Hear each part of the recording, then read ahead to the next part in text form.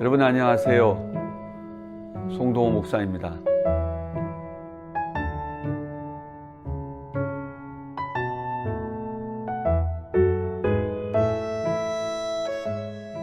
제가 몽골을 여행할 때였습니다.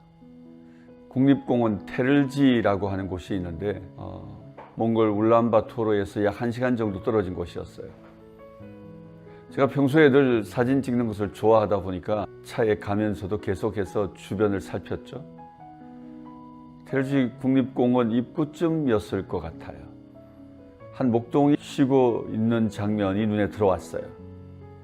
제가 옆에 동행에게 차를 잠깐 멈추게 하고 내려서 카메라를 가지고 살금살금 가까이 다가갔죠. 카메라 파인더로 보고 있는데 목동은 정말 아무 일도 하지 않을 것 같은 표정으로 누워 있었어요. 옆에 있는 말 한 필이 그저 풀을 뜯어먹고 또 먼 산을 보기도 하고 그러면서 목동도 쉬고 있고 또 이 말도 쉬고 있는 그런 장면이었어요. 한 카트를 했죠. 그리고 잠시 기다리고 있는데 이제 쉼이 끝이 난 듯 보였어요. 목동이 자리를 털고 일어나더니 그 말과 함께 눈을 맞추는 거죠. 긴 시간은 아니었던 것 같아요. 그리고 잠시 정적이 흐르는 듯 보였다가 그리고 목동은 저 멀리를 가르칩니다. 아주 먼 산을 가르치는 듯 했습니다. 그리고 그 말도 함께 그곳을 바라보더군요.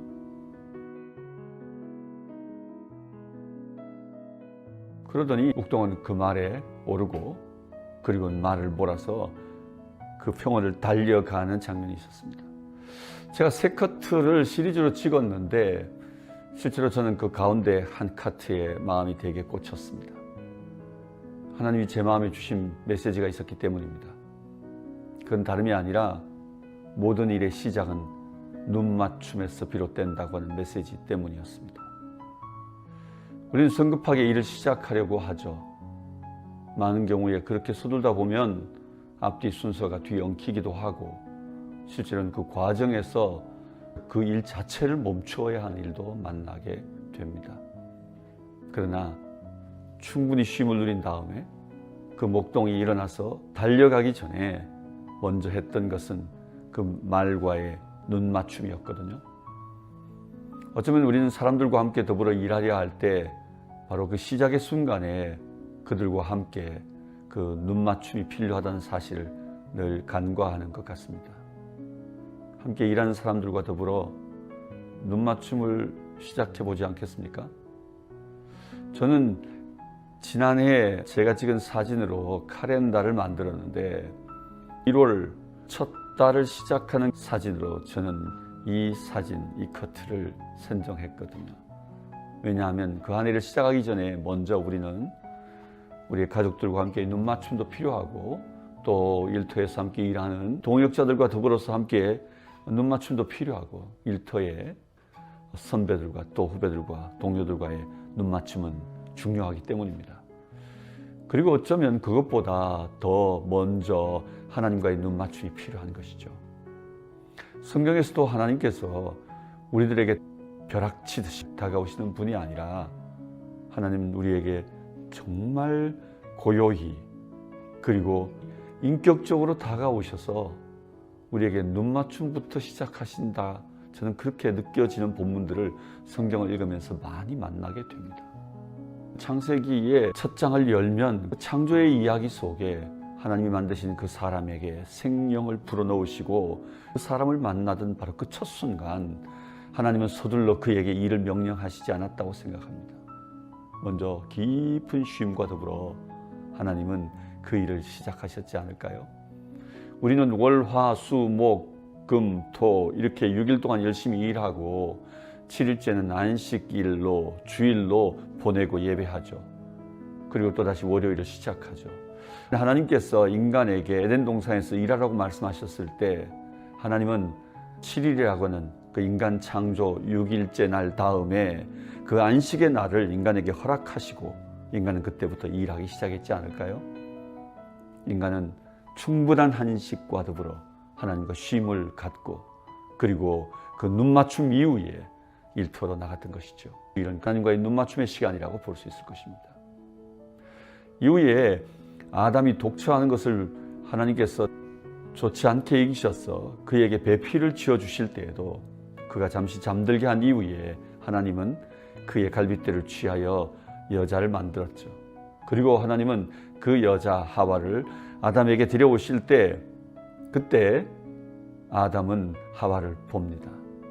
여러분 어떻게 생각하세요? 눈맞춤이 일어났겠죠. 아이 컨택이 이루어지는 그 순간 아담의 마음속에는 어떤 일이 일어났을까요? 착상, 시인의 착상이 일어난 것이죠. 시상이 떠올랐던 것이죠. 그래서 최초의 시는 바로 이 아담에게서부터 나옵니다. 최초의 시상을 떠올리는 것은 바로 그 여인이기도 했거든요. 그렇습니다. 남자와 여자의 만남, 그 결혼이라는 것도 이렇게 눈맞춤으로부터 시작되어지는 것을 아담과 하와의 이야기에서 얻을 수 있거든요. 그렇게 해서 한 가정이 시작되죠. 이후에 하나님이 아브라함을 부르시던 때에도 사도행전 7장 2절을 보면 영광의 하나님으로 나타나셨다라고 하는 표현을 스데반이 쓰고 있는 것을 보게 됩니다. 아브라함에게 영광의 하나님이 보였다라는 표현이 나와요. 보였다. 그렇게 눈맞춤을 시작하셨던 것이죠. 그때 모든 것이 전달되어졌던 거죠. 그의 아내를 기다리던 이삭은 들을 배회합니다. 그저 배회가 아니라 성경을 보면 묵상이라고 되어 있습니다. 들판에 배회하던 이삭은 바로 묵상의 사람이었던 것이죠. 그날 그의 묵상은 하나님께 전적으로 그의 평생에 함께할 사람을 의뢰하고 하나님이 가져오시는 그의 아내, 그의 배필을 기다리고 있었던 것이죠. 하나님과의 깊은 눈맞춤은 그의 가정의 시작이요, 그의 인생의 가장 큰 일의 출발점으로 삼았던 것임을 보게 됩니다. 하나님과의 깊은 소통, 말없는 묵상 가운데 하나님과의 만남의 이야기는 하나님이 가져오시는 그 어떤 일도 신뢰함으로 받을 수 있었던 것이죠. 그래서 이삭은 어쩌면 아브라함보다도 더 오랫동안 아이가 없는 시간을 보내지만 그러나 이삭은 신뢰하며 하나님을 기다릴 수 있었던 것이죠. 그래서 쌍둥이 에서와 야곱을 낳았던 것입니다. 후에 야곱도 마찬가지입니다. 야곱을 하나님을 제대로 알지 못하던 때 그는 도망자가 되었죠. 베델에 이르러서 루스 곧 그 베델이 하나님의 집, 하늘의 문이 되었던 것은 바로 루스 그곳에서 하나님을 처음 제대로 만났기 때문입니다. 그 전까지 그는 아브라함의 하나님, 그 할아버지 하나님, 이삭의 하나님, 그 아버지 하나님으로 살았던 사람입니다. 그러나 그날 밤 돌베개를 베고 자리에 누웠는데 그 사닥다리, 꿈에 보였던 사닥다리를 따라 올라가 그 보좌에 계신 하나님을 배웁게 되죠. 그때 그 하나님과의 제대로 된 첫 만남, 눈맞춤 이후에 야곱은 베델의 하나님을 그의 하나님으로 삼죠. 그래서 아브라함의 하나님, 이삭의 하나님만 아니라 야곱은 자신의 하나님, 베델에서 만난 하나님을 그의 하나님으로 평소에 모시고 살았던 것을 보게 됩니다. 후손들은 아브라함의 하나님, 이삭의 하나님, 그리고 베델의 하나님을 이스라엘의 가장 큰 유산으로 여기기도 했죠. 오늘 이야기를 좀 마무리해 볼까요? 여러분, 우리 삶의 첫 시작은 눈맞춤에서 비롯된다. 랄프 에머슨은 그렇게 말했습니다. 사람의 눈은 사람의 혀만큼이나 많은 말을 한다. 그러나 그 말은 사정이 없이도 온 세상과 소통할 수 있다. 이렇게 말했습니다. 우리 눈, 비언어적 메시지로 많은 것들을 말할 수 있습니다. 이웃들과 눈맞춤을 시작할 수 있길 바랍니다. 가족들과 눈맞춤을 시작할 수 있길 바랍니다. 사랑하는 사람들과 눈맞춤을 시작할 수 있길 바랍니다. 일터에 있는 동료들과 눈맞춤으로 시작해 볼 수 있길 바랍니다.